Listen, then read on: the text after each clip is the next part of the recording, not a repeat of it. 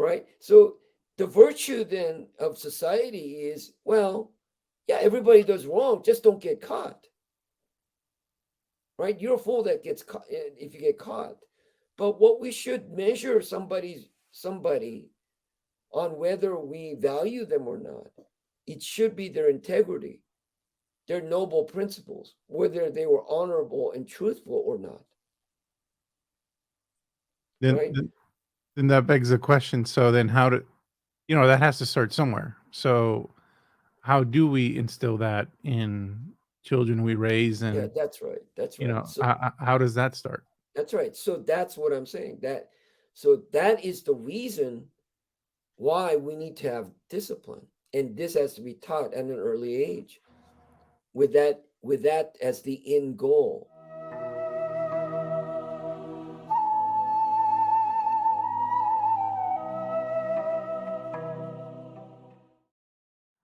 Okay, well, welcome to another episode of Live by the Sword with Grandmaster Taejoon Lee and Ferny Ceballos. That's me. Grandmaster Lee, thank you for being with me today. Thank you. Thank you. Now, last time we kind of touched on a topic that I wanted to kind of save some time, or really just be able to kind of pick up where we left off, and that relates to discipline. And um, there's disciplining a child, and then there's instilling discipline in a child, in our kids, and it's something that we carry with us, as adults.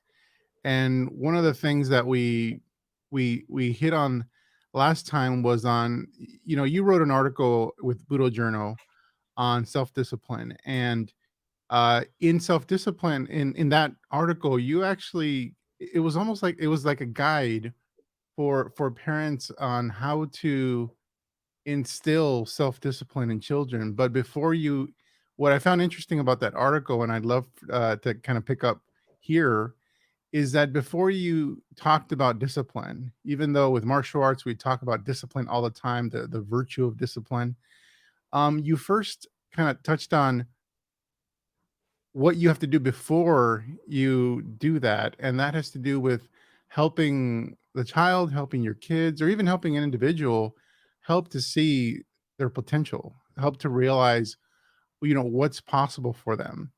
And I think that that resonates with me because of some just recent self discovery I've done. So if you don't mind, Grandmaster Lee, like, would you mind sharing a little bit on your perspective as it relates to instilling discipline in our children, while at the same time, providing them with self empowerment and self esteem? Yeah, I mean, you asked a lot of questions there. I mean, it's so where do, what what do I start with?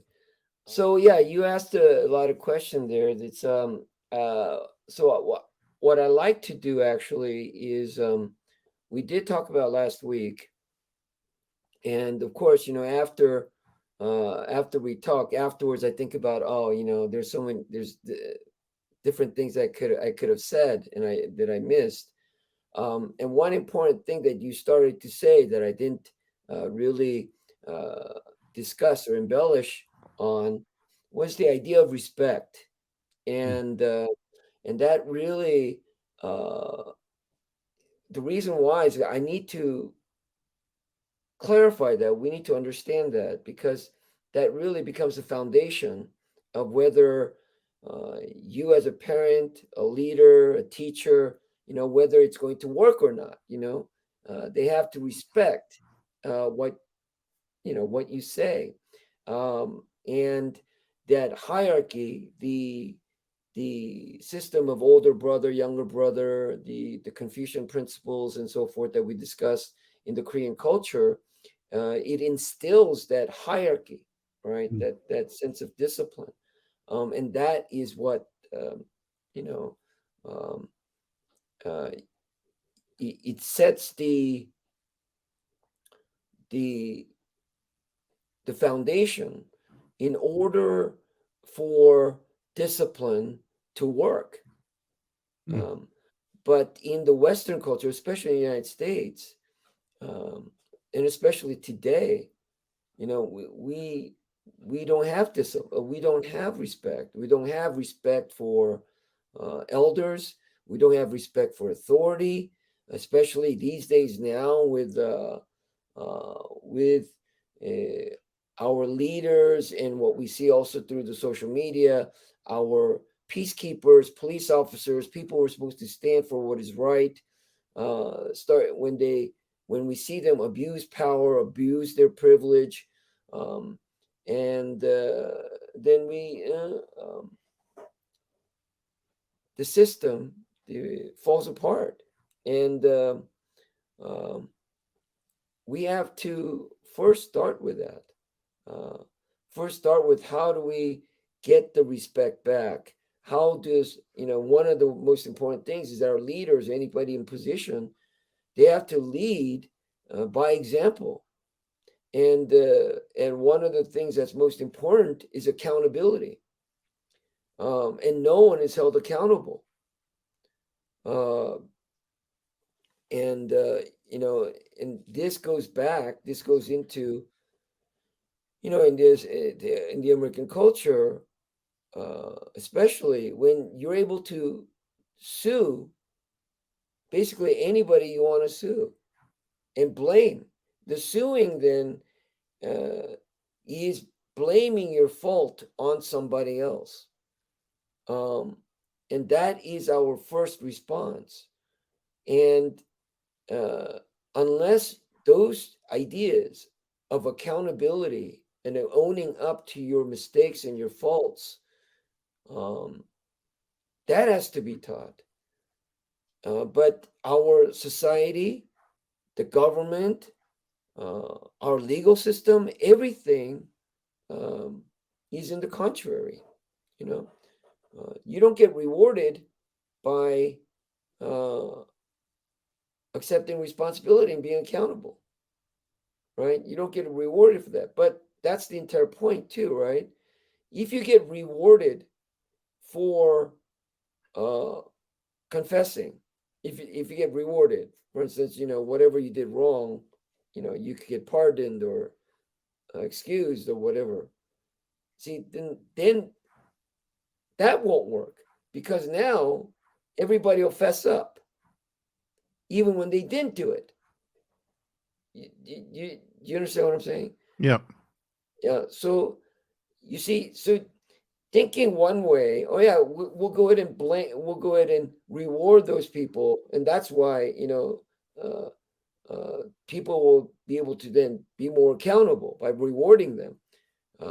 It doesn't work that way. So see, what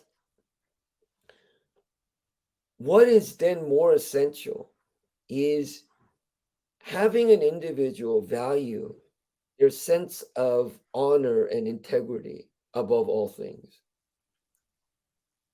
You know, that how do you teach that? That has to be uh, the foundation. It's not the reward or the negative consequence is why they're motivated to do anything. They're motivated to do it because it's noble, because it's right, because it's honorable. So, uh, you know, with me, right? That's why uh, my students are afraid to make the mistakes. So when they hide the mistake, then they get disciplined more. And so when they fess up and tell the truth, uh, however, yes, they might get less reprimand, but they'll still end up doing the knuckle push-ups. It doesn't absolve them from the disciplinary measure, from the consequence of their actions, Hmm. right? Um, and then what is the other problem, right? Is in our system, and actually, we can talk about this in a later section about the idea of accountability. It's those people who tell the truth and admit their fault, admit their mistake, their wrongdoing, who will end up getting disciplined or punished or go to jail for. Okay. Uh, but those people who admitted their fault should be the ones who are or who are put in position again to lead. They should be the leaders, right? But they lose all credibility because, they were caught doing wrong, whatever, right? You know what I'm saying? Yeah. And however, this is the thing, right? Everybody, all the leaders or whatever, they've all probably have done the same things, but this one person got caught, right? So the virtue then of society is, well, yeah, everybody does wrong, just don't get caught, right? You're a fool that gets caught if you get caught. But what we should measure somebody on whether we value them or not, it should be their integrity, their noble principles, whether they were honorable and truthful or not, Then, right? then then that begs the question. So then, how do that has to start somewhere? So how do we instill that in children we raise, Yeah, and that's right. That's right. So how does that start? that's right. So that's what I'm saying. So that is the reason why we need to have discipline. And this has to be taught at an early age with that as the end goal, right? And so it first starts then with uh with as parent, you have to teach, or as teachers, you have to teach right and wrong. They're not born with it, so you have to teach it. Um, and you teach them through discipline, right? Now, there are different kinds of discipline. Um, there's a discipline that is done to you, okay, enforced onto you, and there's discipline that's you do to yourself. That's self-discipline, right? So if you uh, the whole goal is to be self-disciplined, so you don't have the external discipline, so that no one else has to discipline you. uh, but that has to start with you first disciplining in order for them to learn what is right and wrong, uh, and then reward them when they're able to self-discipline. Okay. um, so um, that then, right, uh, before the discipline, and that's what we were talking about earlier, you have to have value. You have to always have value. Okay. Why should I do this? Why should I be good? You know, why should I listen to these things? Do what's right. Why should I do these things? Right. You have to have value. So first and foremost, which you think it's very obvious, is self-respect. You have to have self-respect. You have to value yourself. In order to value yourself, then you have to know, you have to believe that within yourself you have some worth, right? Some power, that what you think, say, and decide matters. So you have to then give this we're talking about potential, right? You have to have the individual realize their potential. And what's the potential? Well, I tell people all the time, and this is in the paper too, right? Anything has a potential. According to revolution, the evolutionists, we came from nothing, and life formed out of inanimate material. And so rock had a potential for life, and the whole idea of atomic bomb is the separation of the uh, atomic particles, and breaking the separation between the particles is what releases this incredible energy. So anything has potential, right? What's the thing about it is that it might have potential, but doesn't have that self-realization of its own potential and don't have then control of it. So if an inanimate object, if a rock knew that it can go ahead and separate its atoms and create a bomb, and it had the will to do that, we'd be in big trouble, right? So, um, so the idea is that for the child or any person, you have to let them know, yes, you have the power. Okay, yes, and your power is your choice, is your ability to choose. So if we step in all the time and telling them what they should and shouldn't do, then they don't learn to choose. And this we fail all the time as parents. We stop them from doing wrong before they do it, you know, uh, and when they do wrong, we give mixed messages.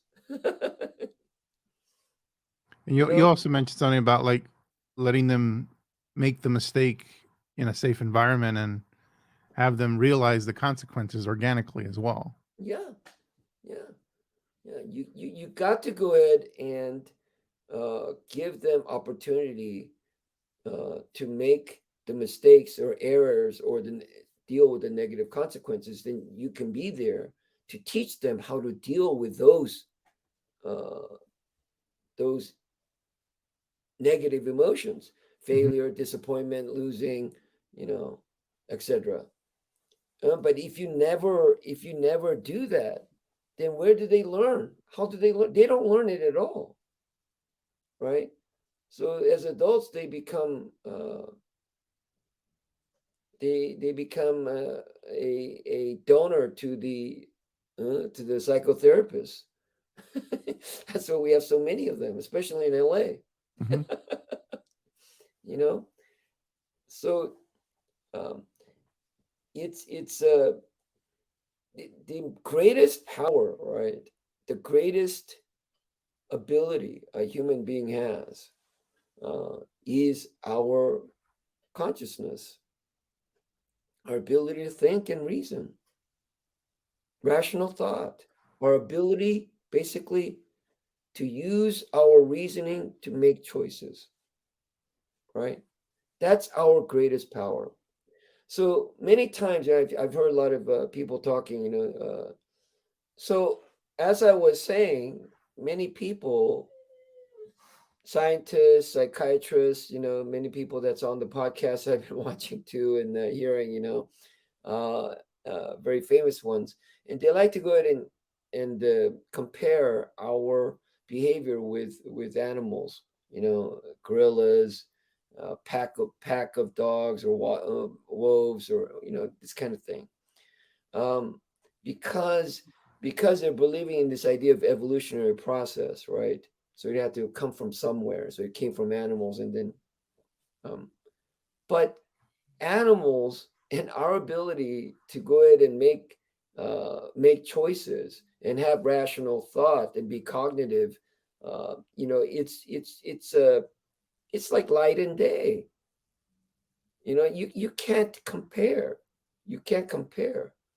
Um, so, you know, the greatest power we possess is that, yes, our external circumstances, who we were born, what family we were born into, what country we were born, in what level of social uh, wealth structure we were born into, what friends we had, what type of parent, etc., etc. All these things, factors, is what's called, what's creating you, uh, determinism, right? And it's determined your choices. So we're preconditioned. So in fact, uh, many people argue that we really don't have any sense of free will.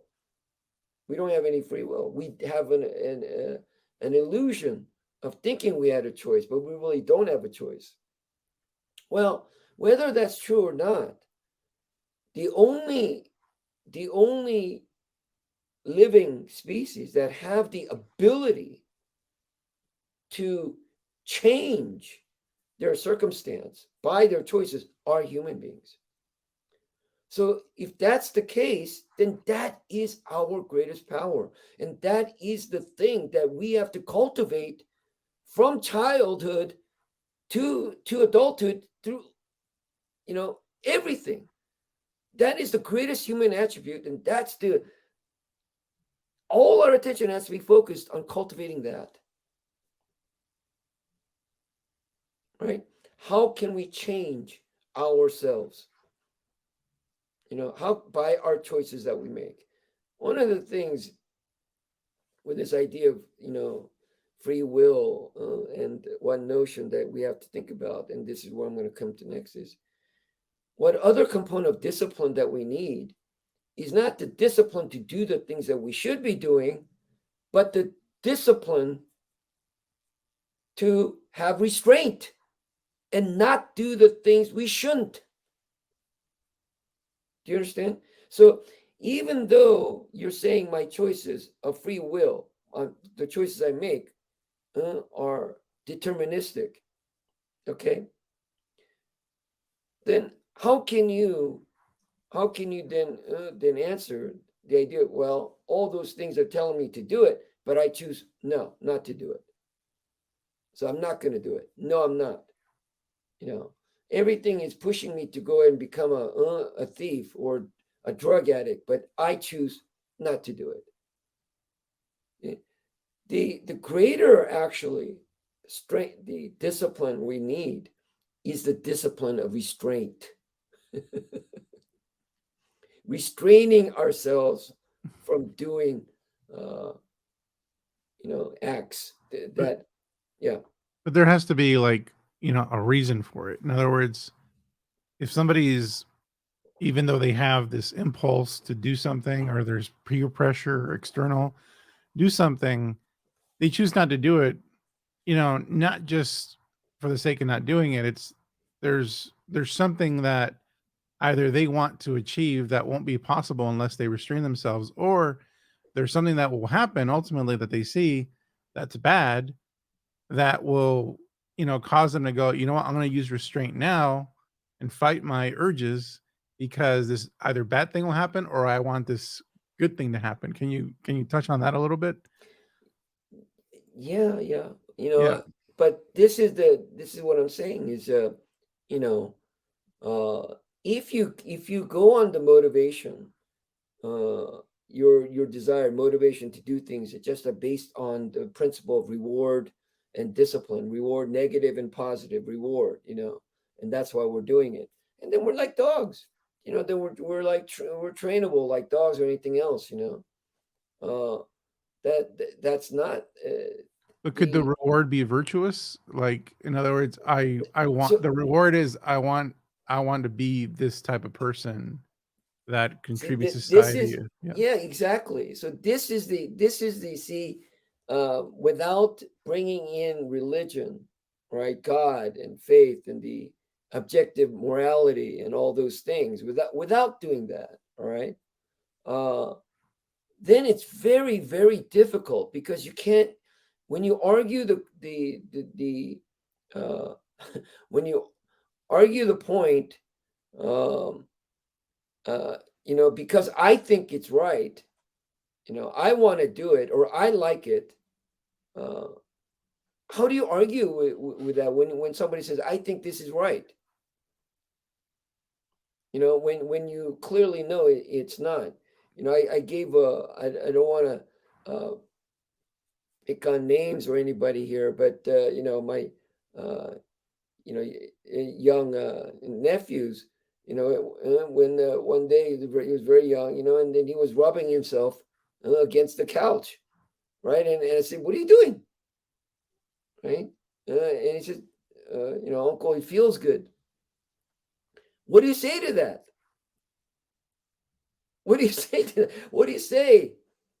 Don't do that. But why? Right? It's the next question. It feels good. Why shouldn't I not do it? Right?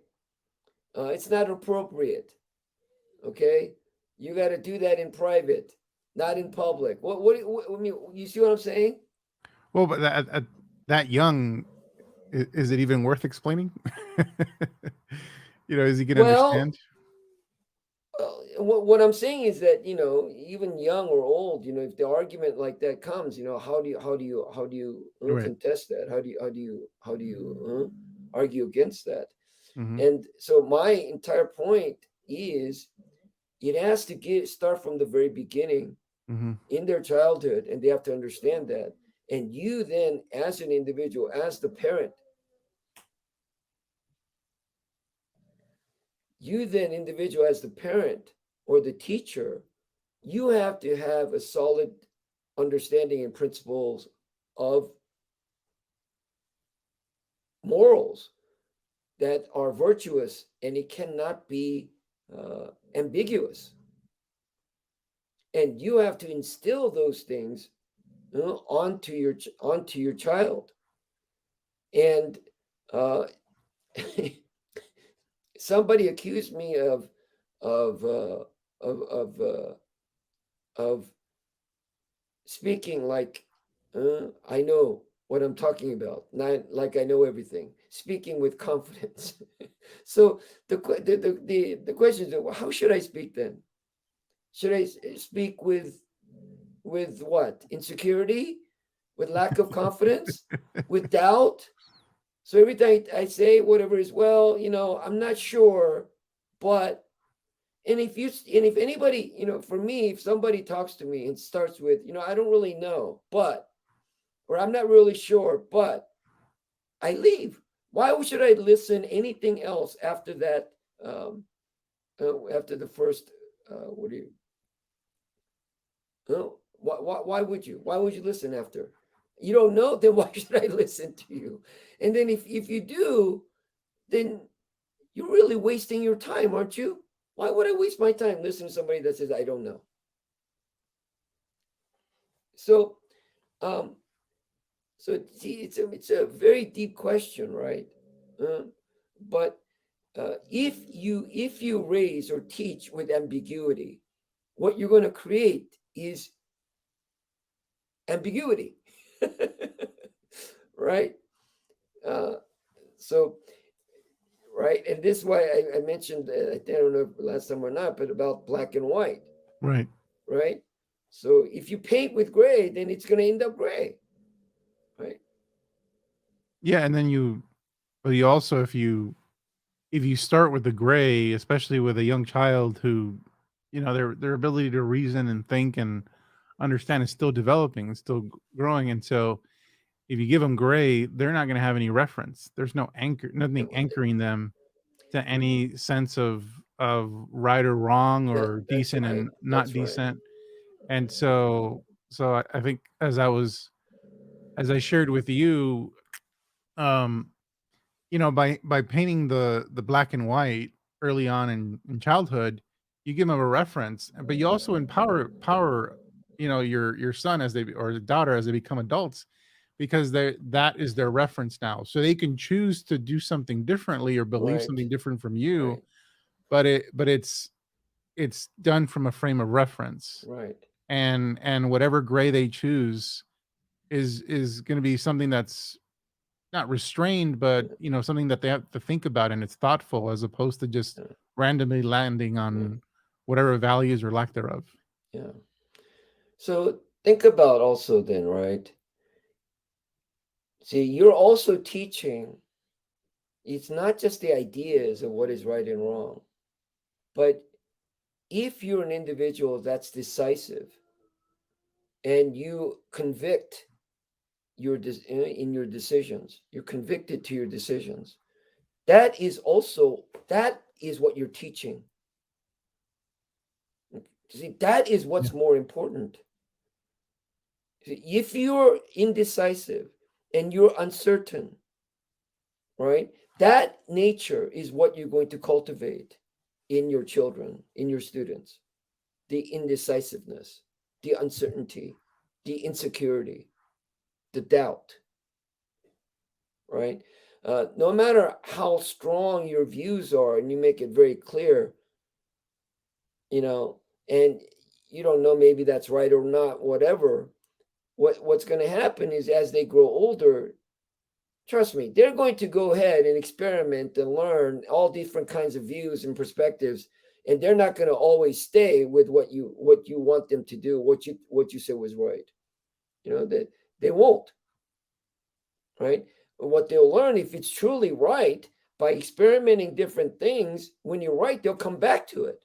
If you're wrong, then they're going to go, choose something else, what they perceive to be right in their own, growth. So the more important thing is how to be firm and decisive.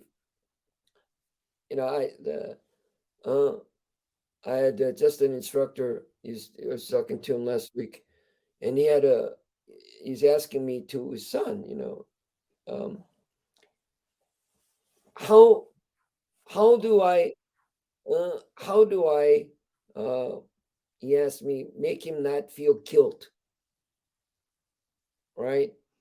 How do I have him not feel guilt? And I'm trying to, and how do I not make him? How do I know by me doing what I'm doing that I'm not just making him to be like me, you know, and I, that, and I'm not really doing the right thing for the child, but I'm just wanting him to be like me, right?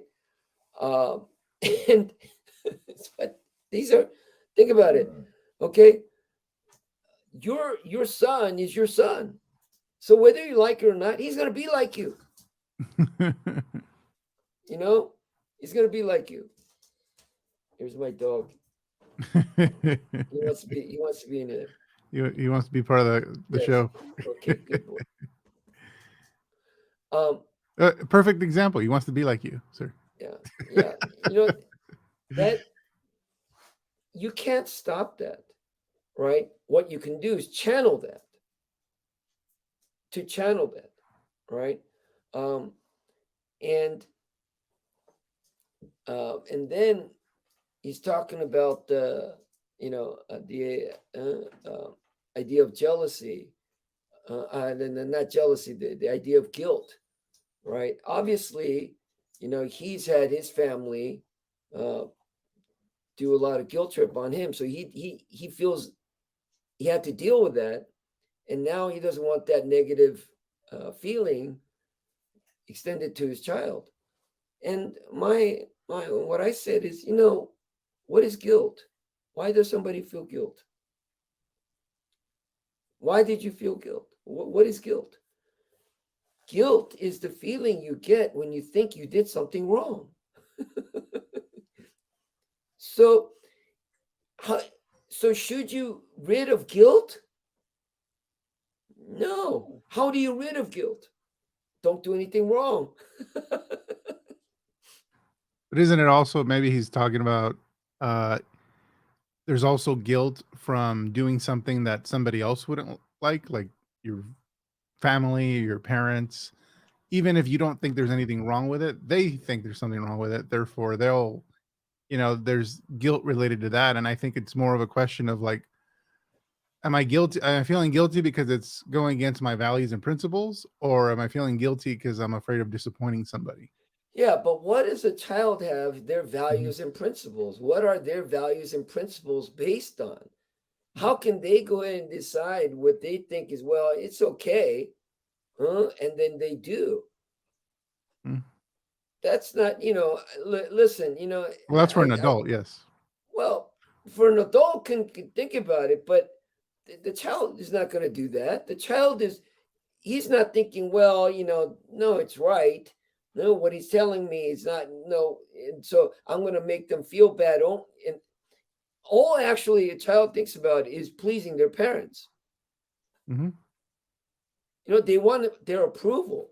So of course it's going to be about that. And what is then the element that somebody feels guilt and doesn't want to disappoint another person? It's because they love them. Hmm. So so it's healthy and correct if a child loves the parents, he did something wrong, and he feels guilty. There's Right. nothing wrong with that. So it's not the goal here to rid your child from feeling guilty. It's how do you deal with when they feel guilty? See, once again, it's a negative, it's a negative emotion. You have to teach them how to deal with that, Mhm. right? What does that guilt lead them to do? Does that guilt lead them to lie? Right? Or does that guilt lead them to confess? Okay, so I give you an example, right? You tell your child, okay, you just got these cookies. You tell the kid, look, I'm going to put these cookies in the cookie jar, right? Don't eat it. Okay? Don't eat it. Right? I'll tell you when, but until, tomorrow, whatever, don't eat it. Okay? So you go to bed. You wake up in the morning, you check the cookie jar, and all the cookies are gone. Right? You ask your child, hey, what happened to the cookies?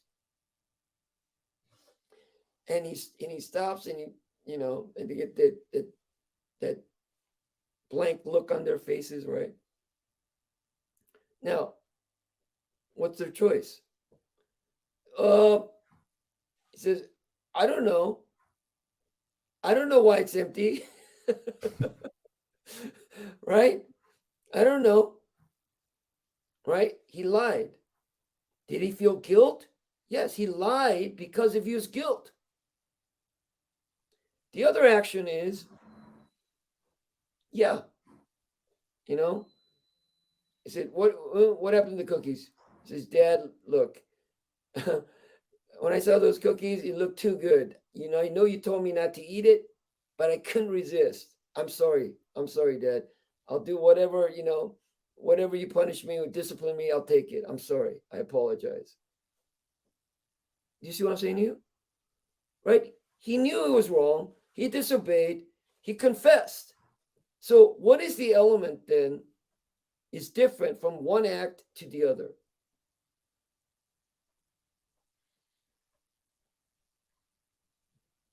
I mean, there's so much in there, like teaching the value of honesty. You know, I the know, but rewards or virtues of honesty. You know, what's the motivation? What made one child lie, and what made the other child confess and tell the truth? well, the guilt, Guilt.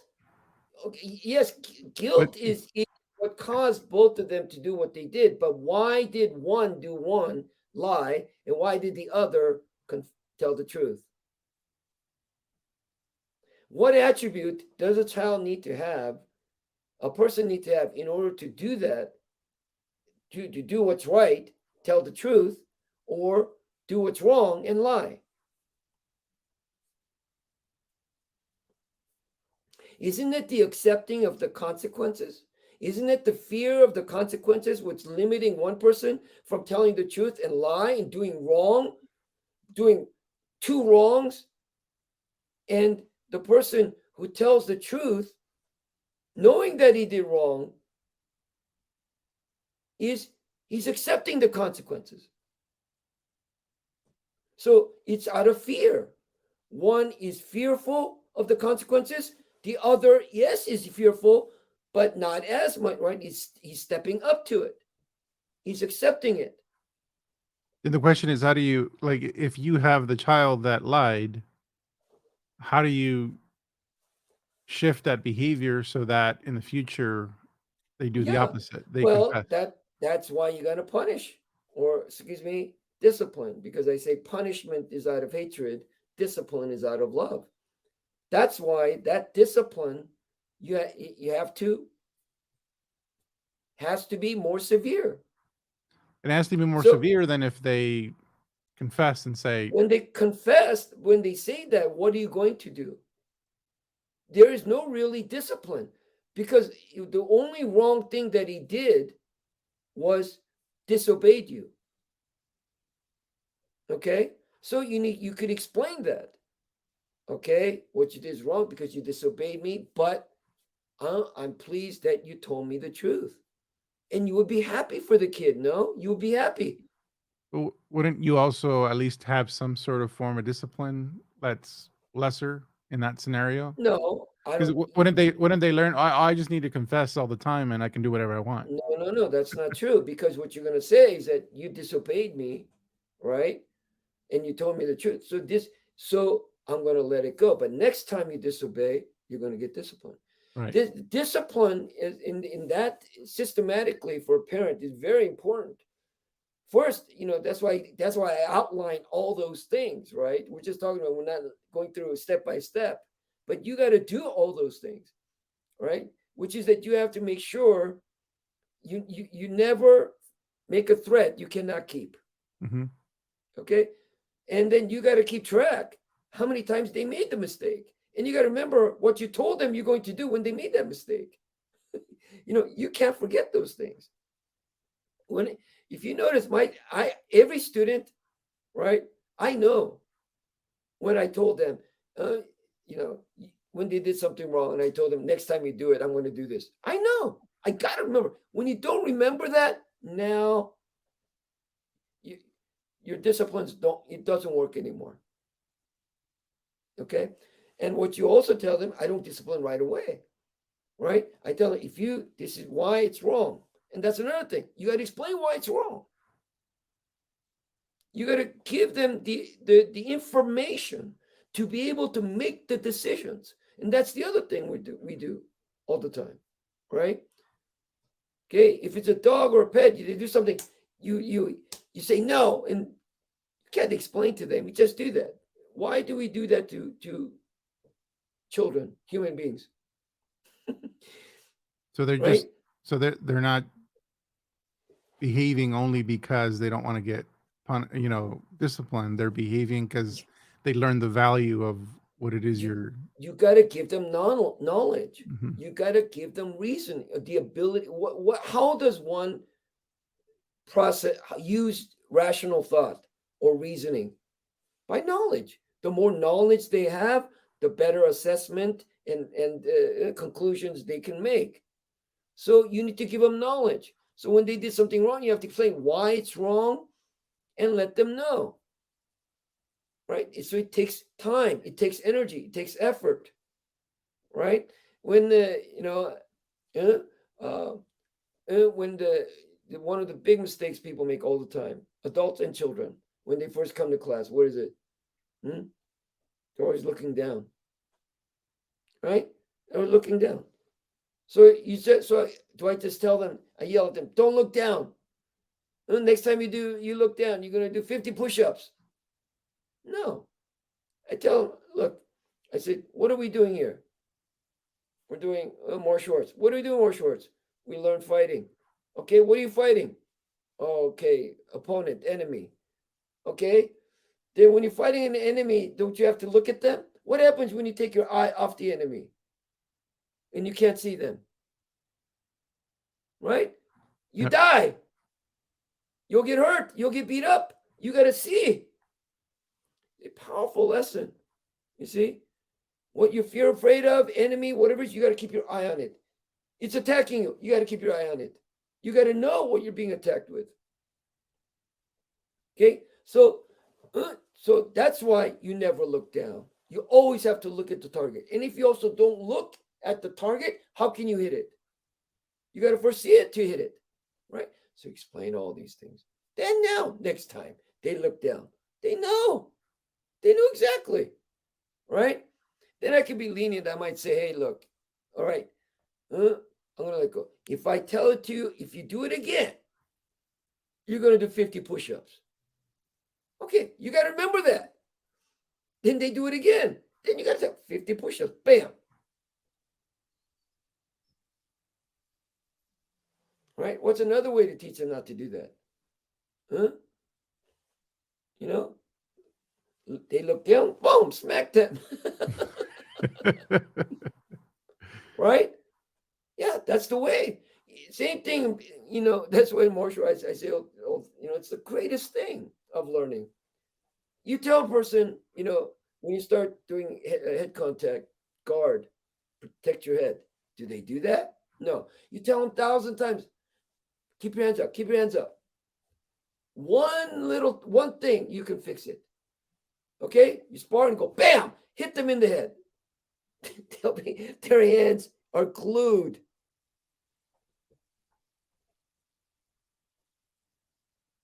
But in that scenario, you're doing more than just helping them understand the reason for doing it or not doing it.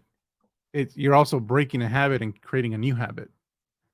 And can you? 'Cause Yeah, that's an interesting that's idea. interesting. Are we doing that with our? Is that also what we're doing with our children? Yeah, well, see, you said the one word that I don't like, and that's a trigger word for me. Habit. Habit. That's right, habit. You see, the habit. I always say, I always say this. I don't know if you. I hope you remember. Uh, there are no such thing as good habits. There are no such thing as good habits. Okay, what is a habit? What does it mean? Hmm? What's a habit? Define a habit. What's a habit? Mm, unconscious behavior. Yeah, you're not thinking about it. So see, that's completely contrary to the martial art mind, to the warrior mind. So what would be the difference between like muscle memory and habit? Muscle memory is muscle memory. That's not a habit. Your muscle, when it's trained enough over and over by repetition, the link between the mind and you don't have to think with your mind to make your arm do that. It is actually faster than the mental memory Right. from the mind to the body. Okay, that's not a habit. You trained it to do that on whatever particular instances. It's not a habit. Okay, before you can go ahead and let it go to depend on muscle memory, you have to first start with being mindful, always, always being mindful. This is the biggest thing I deal with, okay, in teaching. Adults, doesn't matter, okay? Adults are even worse, all right? Because they're able to, they use their rational thought to come up with excuses, okay? And simplest thing is when they do something wrong, I ask, why'd you do that? I don't know. I said, they go, of course, I don't know. If you don't know, why'd you do it? The point is, if you don't know, why did you do it? Right? If you didn't know, then what's making you do it? Why do it if you don't know? And on top of that, what are you doing here? You're doing martial arts. What does that mean? You're learning fighting. You're learning to hurt other people. Okay, so should you go ahead and do something when you don't know what you're doing? You do it. So now you don't care about the other person, what you do by mistake, not being thoughtful and injure and hurt another person because you were mindless, right? The entire practice of mindfulness, that's the entire training of Hwa Rang Do or any martial art. It should be So then, mindfulness.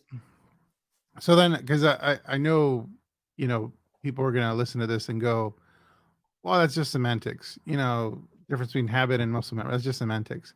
But I think what you're saying is like when you, let's say, train yourself to respond quickly using muscle memory, whatever you want to label it, you're intentionally creating that response, as opposed to like the habit there was no intention behind creating that. It just happened. There was no thoughtfulness around where it came from. It's there. And is that the distinction? Whether you want to make distinction and play with semantics or not, the point is that you need to know what you're doing. Hmm. So is it so I we can do this, and if somebody else, we can discuss it. It's not relevant. But when somebody says I have habit, what they're consciously or subconsciously saying is I don't think about it, I don't worry about it. When I tell people how to be mindful, I tell them each day it's the same thing how we live our life. We want to live our life on autopilot. We want to live on autopilot. And then we just cruise, and then 2, 3, 10 years, 20 years, we go, oh, we do a reality check. And then it's a moment of crisis. Because you didn't think where you're going, where you're heading. You just kept on going. Right? You go to day work because everything was habitual. Mm-hmm. Why do we want to be on autopilot? We don't worry about it. We don't have to worry. We don't have to think. Right? Think about that. What did I say earlier? The most powerful, most important, valuable, precious thing a human being, that only human being possess, is our consciousness, is our rational thought, is our cognitive thinking, is our ability to make choices. But the first thing we try to do is give that all up.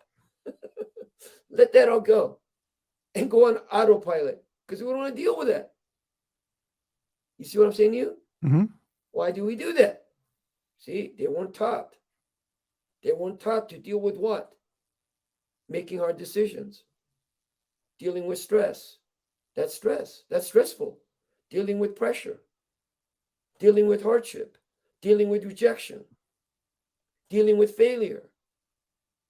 You see what I'm saying to you? You know, the parent that was asking me, that was telling me, I thought he was a student, I said to him, I simply, if you're not teaching the kid, right? If you're not wanting to teach the kid because you don't want to make him too much like you and you want him to find his way, listen, right? Somebody else is. If he's not following you, he's following somebody else. And if you spend, and this is what parents, many of us do, right? If you spend the least amount of time, the child, the person that he spends the most time with, he's going to be most like.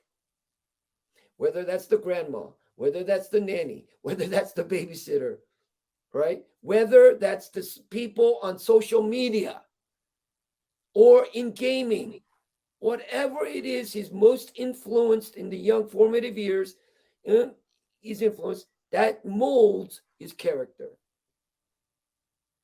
So and if I'm going to be the parent, I want that to be me. If I'm the teacher, I want that to be me. So isn't the question of your instructor saying, I don't want him to, how do I have him not feel the guilt? Basically what he's saying is how to not him feel the guilt that I felt or even still feel. So isn't it more about transforming him first? Oh, absolutely. Absolutely. No, it's not really about the child. It's a question about him. Absolutely. So you're right. So I spent the whole long time. That's what the discussion was, an hour. And I said, the problem is you. It's always the problem is you. Whenever I look at the kids, I tell you, whenever I have kids, I've been teaching now over 40 years. Okay. Over 40 years. All right. Thousands of kids, dealing with thousands of parents. When I look at the kid and they have certain, little ticks and whatever it is, I just have to look at the parent and know why. I just have to look at the parent. Okay? It doesn't come from nowhere. Right? It comes from somewhere. It's the parents. The good, the bad, ugly, it all comes from the parents. And whether they want to assume and accept that responsibility and do it and channel that in the right direction, or they want to say, oh, no. And you say, no, you don't have that power. No, the kid has their own will, spirit. Let the kid blossom on his own. The kid is not, that's their choice, right? But the kid doesn't blossom on its own. It's not a flower, right? Well, a flower has restraints. It can't move. It's there. It can't do whatever it wants. So blossoming doesn't mean, randomness. Flowers look very similar to each other. There's no accident. That's what I mean. So uh, they can choose to do it or not do it, and the reality is, if they don't do it, somebody else is. Okay, so that's it. That's it. And and back to the idea of habit, right? And mindfulness. I mean, these things are critical things. The most important things that I end up teaching to all my students, right? And when even the idea, what should happen when I ask somebody, why did you do that?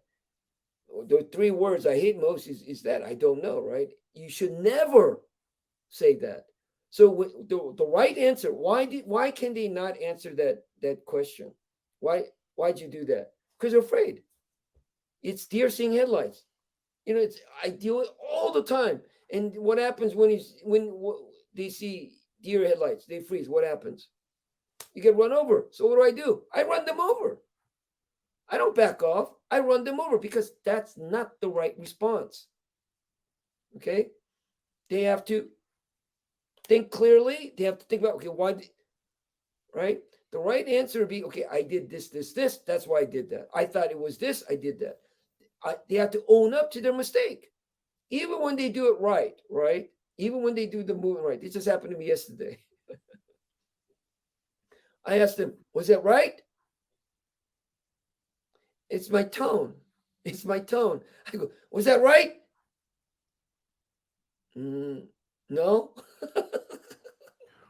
Well, what you're also doing with, creating that fear response is because human beings can't actually think when they're afraid. Like they can't reason, they can't think, they freeze. So what you're actually training them to do ultimately is to snap out of that state of fear and snap that back that into reason and thinking. that's right. uh, That's right. yes. Right. Fear. You see, fear. Fear is our worst enemy. Fear is the tool of the devil. Fear. Fear is what we must overcome. How do you overcome fear? Same thing I told you. You don't build fortress out of marshmallows. They have to be inflicted with a certain level of fear and then deal with it. It's not a discussion. Okay, you don't have to be afraid. Don't afraid of this. Don't afraid of that. Give them all kinds of reasons. You know, no, that reasoning, it's not irrational. Fear is not rational. So if you try to use rational thought to rid fear, it doesn't work. Right? You know this. You know what I've been through. This is what I'm dealing with these people. How do you talk to a person that's not rational? How do you rationalize, reason with somebody who's not rational, who's irrational? Can you do that? You can try. Does it work? No. Yeah, and I think that's the value of the martial arts training is, well, you're in a situation where you're fighting, you're under threat, whether you're training for it or actually in it. And the quicker you can snap out of that state of like paralysis from fear, the greater chance of survival. And but that also extends to just life in general. Right? It's the So we go back. We go back to our first podcast of walking with death, Mhm. living by the sword. So you're accepting the consequence, the negative consequence. That's what makes you move forward. That's when you're in a fight, you think, oh, I don't want to get hurt. I don't want to get hurt. I don't want to die. I don't want to die. You're going to die. You're going to get hurt. So that's the statement you made, right? Well, when I thought, okay, I accepted losing, I didn't think about winning. I accepted losing, and then I won. well, Right? You got to. we'll going back to like raising a child or discipline of a child. The idea of them accepting, responsibility, from eating the cookie as that with that example. It's like you're teaching them to, face the fear rather than run away from it. Well, you know what essence, what, and this is what I haven't, that's a long paper. I can't remember every part of that, and I'm not gonna do it justice. But you definitely, all of you should read it. But what did I say in there? What's fundamental? What's foundational? The foundational is that you have to teach your children, and you have to teach anybody, right? Is that no matter what they do, okay, good or bad, win or lose, succeed or fail, right? That you love them, right? That you love them. It's not the idea they do good things more or bad things, whatever, that you're going to like them more, you're going to hate them, like them less, hate them more. You're not going to do that. They have to understand that. That is what's going to give them the courage to be able to say and be honest with you. You see? Oh, my dad loves me. He loves me. When you discipline your child, this is the whole point. You're not doing it out of anger or hatred. You're doing it because it's the action that they took that caused the consequence, not because you like them more or hate them. Hmm. You understand what I'm saying to you? And there's another reason why you cannot, among siblings, play favoritism. Everybody gets the same discipline. And you know that about me, same, right? And actually, for me, what do I do? What do I do? It's the seniors who get disciplined harder. Because why? Higher the rank, greater the responsibility. Right? So that's essential. This is why when you discipline something, you have to say, this is why I told you the most important thing with discipline is the follow-up. When Taejoon, I got disciplined a lot. That's my life. Discipline, getting beat. That's an Asian life, actually. Korean life. Lots of beating, lots of getting beat. Okay? And afterwards is always coming up. Right after about half an hour, I'm crying licking my wounds and crying, comes up. Always. Always. And says, son, I love you. You know I love you. It hurts, the talk. This hurts me more than it hurts you. And then I cry again, and big hug, crying. That's what heals me. That's what gives me the courage. That's what gives me the courage to try new things, try different things, to not be afraid of failing, falling. Because I know Dad loves me. He's got me. That's one of the most powerful things that I've learned. And that's why I try so many things. I do it. Taejoon, my father, never stopped me from saying, if I say I want to do something, he doesn't say, no, don't do it. You can't do it. You don't know what you're doing. No. I say, okay, go ahead. And then I go try, I fail, I come back, right? Let's see. I told you so. You did. No, not a word. Not a word. Then I say, come up with some other idea. I want to do this. Okay, go ahead.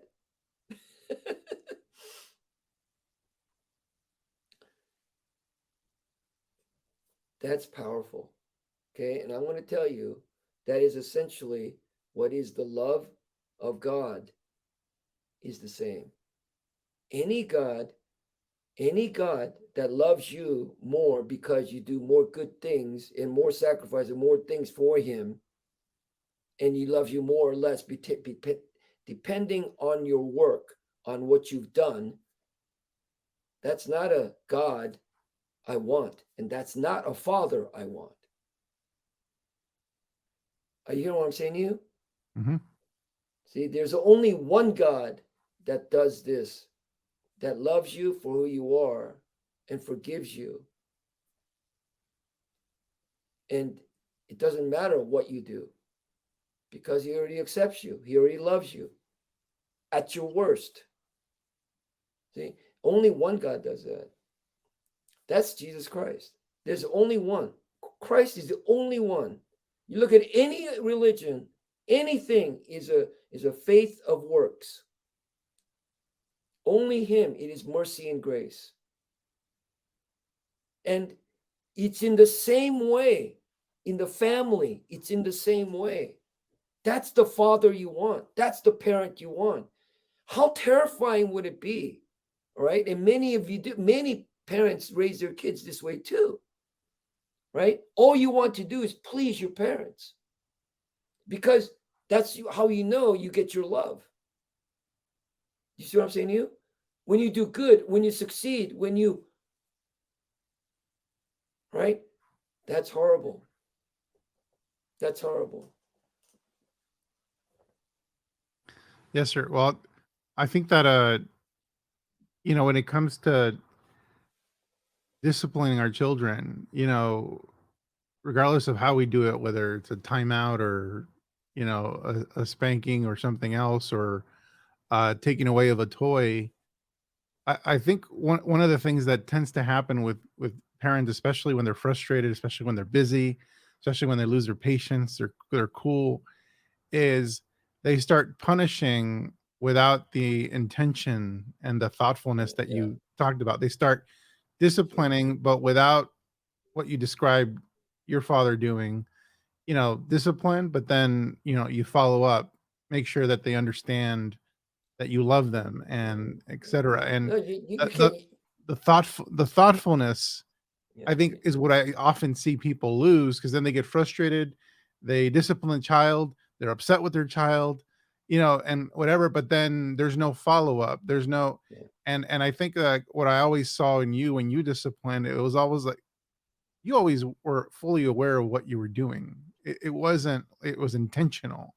Absolutely. Uh it, Absolutely. it it was by design. And I think that's what sometimes confuses parents, is like, well, I punish him, I do consequences, I do this, I do that, and he doesn't listen, nothing happens. Yeah. And I think that's what's being lost. Absolutely. You can never be, first of all, frustrated or being patient. You can't do any of that. You have to always be in control. And yeah, even when you act out, even when when you look angry, do whatever, it has to be intentional. You're trying to cause a response. You know, uh, do you know to the extreme that what the how my father disciplined me? It's a ritual.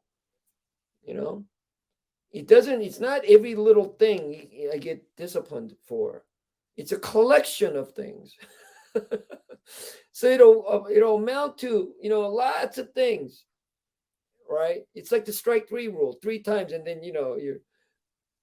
And then when it happens, he tells me to go to the garage and find my own stick that I'm going to get beat with. Do you understand that? He's telling me to go get the stick.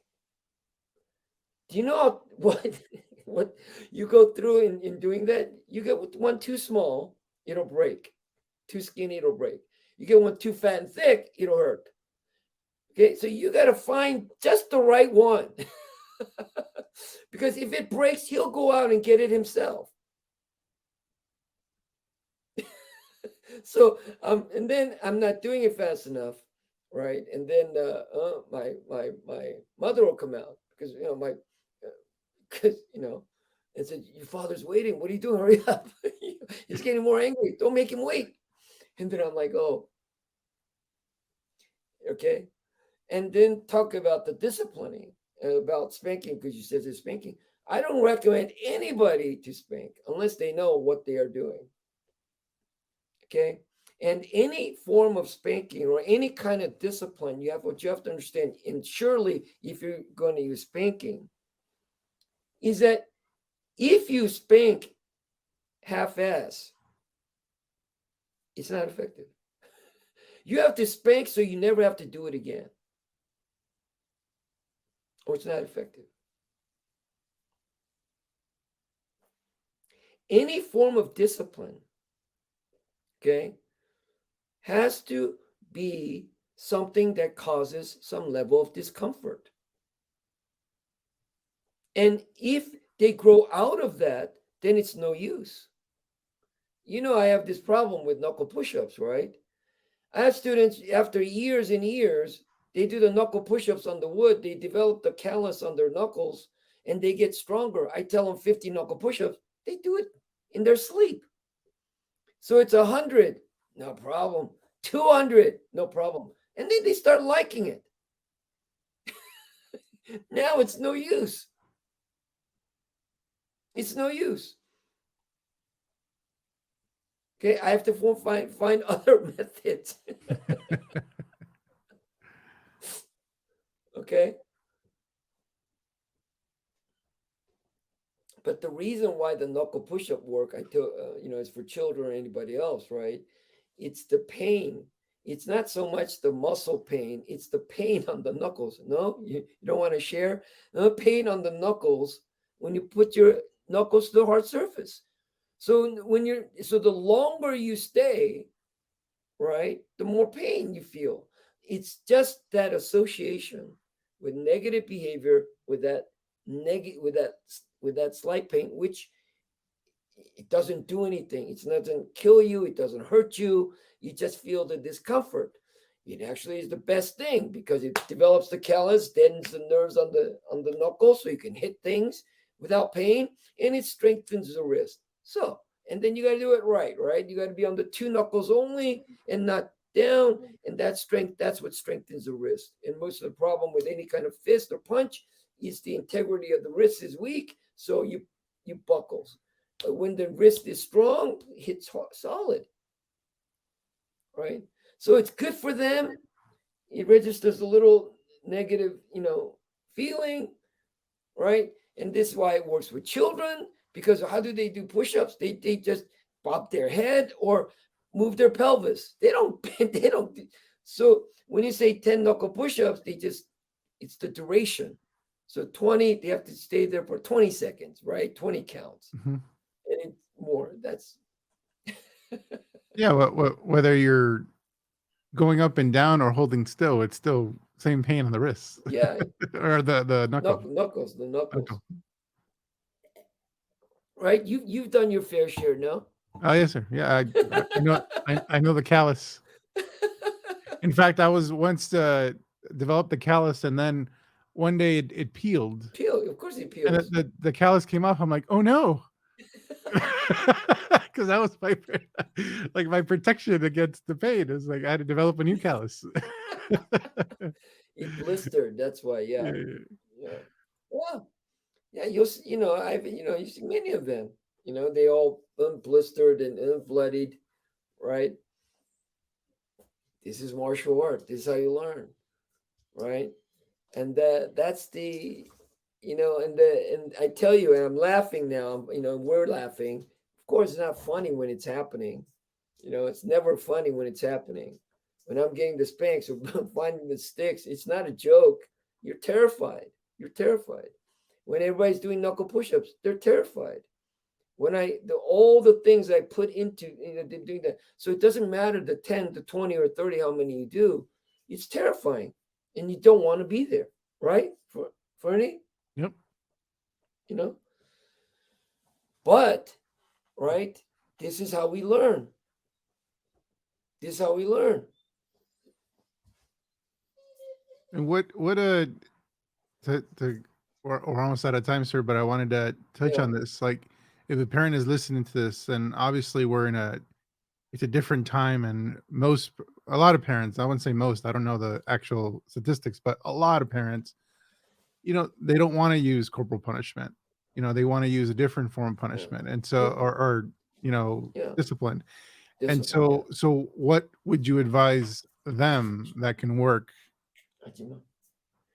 Yeah, well, that's another long discussion. And what I'm going to end with actually is just to say that if any parent or any person is interested in the idea of discipline and learn more, you have to learn more, and you have then reach out to me, discuss it, and I'd be glad to go ahead and share, because it's I told you that paper is a whole list of things. How many items? I didn't number them, but it's like 15, 20 of them that you got to do.